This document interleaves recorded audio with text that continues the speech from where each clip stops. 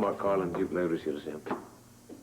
As you can see, Mr. Carlin's not in the office. If you care to leave a message. Oh, wait. Thank you.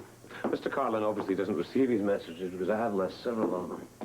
I've taken your messages, Mr. Lavery, and I've given them to Mr. Carlin. Then why hasn't he returned my calls? I can't do anything about that. Oh, well, you can make an appointment for me. I want to see him today. I don't book appointments without checking with Mr. Carlin first. He'll be back at noontime. Fine. So will I. Thank you. No. Okay. Nurse McMahon reports Dr. Devane. Hi, Duke. How are you? Hi, Amy. I'd like to see Tom Hardy if he's around. Yeah, let me see if I can find him for you. Thank you. Hi, Duke Lavery's here to see you. I'll tell him, thank you. He'll be right here. Thank you. So, Rosa, whose address are you looking for? No one. I was just curious. Are you sure? I'll take these to the patients now. Uh-huh. There you are again. Duke! Hey. You got my message? Yeah. Thanks for How you coming doing, Tom? I just wanted to reassure you that Camellia will be fine. Well, I've been very worried about her. There's no need to worry about her. You mind if I ask what she's into? No, please understand. Camellia will be back at work in a few days, a week at the very most. Is this an unauthorized vacation? There are circumstances beyond Camelia's control. Well, personnel might not be so understanding. She should have notified them. Excuse me. If you needed somebody to fix the vacation schedule, Do you know somebody in personnel who could do that? as a matter of fact, I know somebody that I could call, and yes. Would you do that for Camellia? No, but I'll do it for you. Thank you. Consider it done. I appreciate it. Thank you for the time. Okay. You know, Duke, I get the feeling that Camellia wasn't crying wolf about those death threats. Is she in actual danger? No, she's in no danger. I have her hidden away safely for the time being. Anything I can do to help? No, I can handle it. Thank you. You know damn well who's been threatening Camellia. You're wrong. I have no idea what you're talking about. You're lying, Carlin. Oh, fine, fine. Have it your way. I am busy. I intend to get this out of you one way or another. Look, don't push me, Duke. You'll wind up back in jail. If anyone goes to jail, it will be you. How do you figure that? It's obvious to me you get information from someone besides Camellia. Who told you about the rape? Who told you about the killing? You know, sir, you could find yourself in a very compromising position. Well, that's an interesting theory, but that's all it is. Now, I know I'm right. Why don't you tell me who your source is and stop wasting my time? I'm sorry, Duke, baby. I can't divulge my sources, even if I had one. Don't pull that nonsense on me. I've got my rights. Yeah, and so does Camellia. She was cleared in court. Nobody has a license to go after her. I have no proof that anyone is after her, just your claim. Which, by the way, means zilch to me. Now, why would I lie about something like this? Do you think, my God, man, do you think I'm after more publicity? I've had enough of that. Camellia has received threats. Not only that, I was with her when she was almost hit by a car in the parking garage. Ooh, somebody means business. Not somebody, and you know who it is. No, I don't. You're still lying. Go fish in another pond, huh, Duke, baby? I'm not leaving here until I get what I came Damn it, for. Duke! I'm telling you, I'll have you thrown out of here. You better consider the consequences, sir. If anything happens to Camellia, I'm going to hold you responsible. Oh. I'm coming after you. Oh, yes? Well, it works both ways, buddy. If anything should happen to me, I will have made sure that the powers that be have been forewarned. We'll see. Do not mess with me, boy. You're scum. Oh.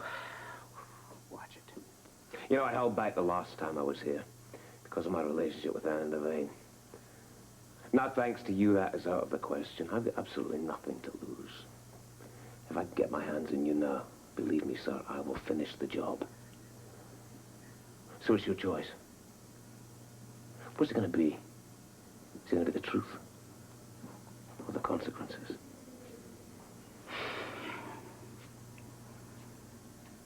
All right. I don't need a murder on my conscience. My source was Evan Jerome's widow, Veronica. Veronica Jerome. Now, you better keep this between the two of us. I don't want to read about this on the front page of your rag. Otherwise, I'll come after you. Don't threaten me. You know, as I said before, I could make a case, technically, that you conspired with Veronica Jerome to perpetuate these threats against Camellia. You know, we could be talking about attempted murder. That's a stretch. Think about it.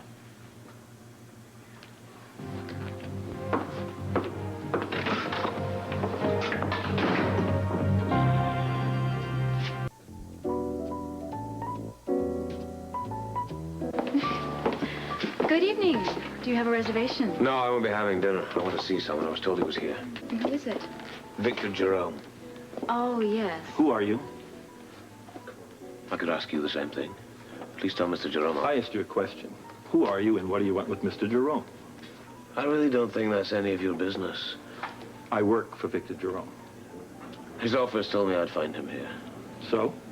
Tell Mr. Jerome that Duke Lavery is here. I'm Angus Mackay's son. He'll recognize the name. Thank you. You got the name? Mm-hmm. Deliver the message to Mr. Jerome.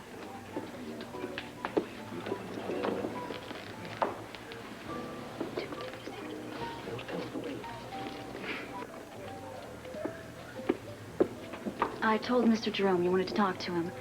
And what does he say? You will have to wait. I'll have a drink. Thank you. Make it a long one. Scotch. Thank you.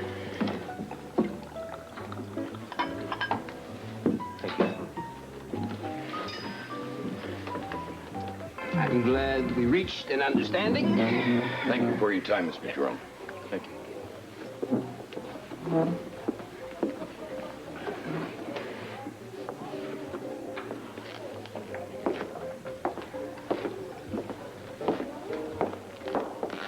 Mr. Jerome will see you now.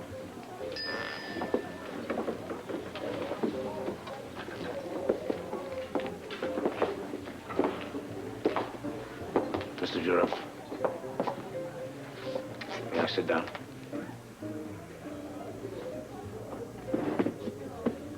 Wait in the bar. Yes, sir.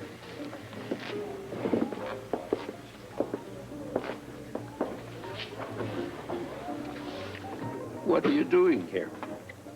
We have to talk. I don't have to talk to anyone I don't want to. Why are you bothering me? Your family made an agreement with my father. The score was settled, or so I thought. Are you here to give me a history lesson? Drop it, Mr. Lavery. I see no reason for this meeting. The vendetta is not over, Mr. Jerome. What the hell are you talking about? My father gave his life to ensure that the vendetta between our families would finish.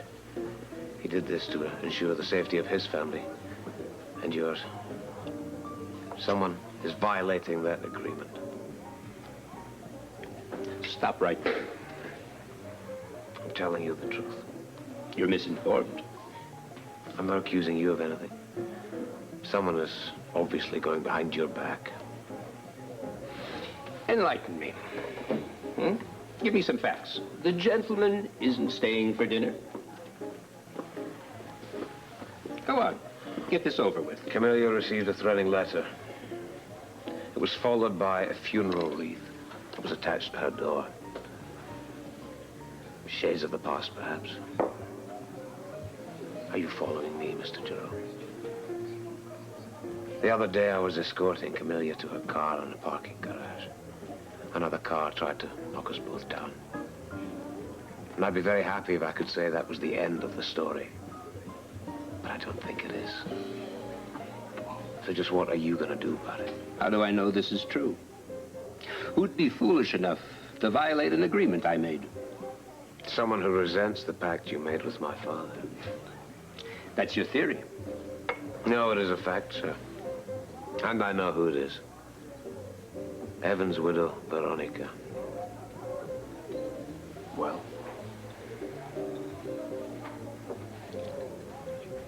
all right. I'll take care of Veronica. Camilla will be safe, rest assured. How will I know? You can phone me in a day or two. So I have to take your word this is taken care of. Don't worry, Mr. Lavery. The agreement will be respected.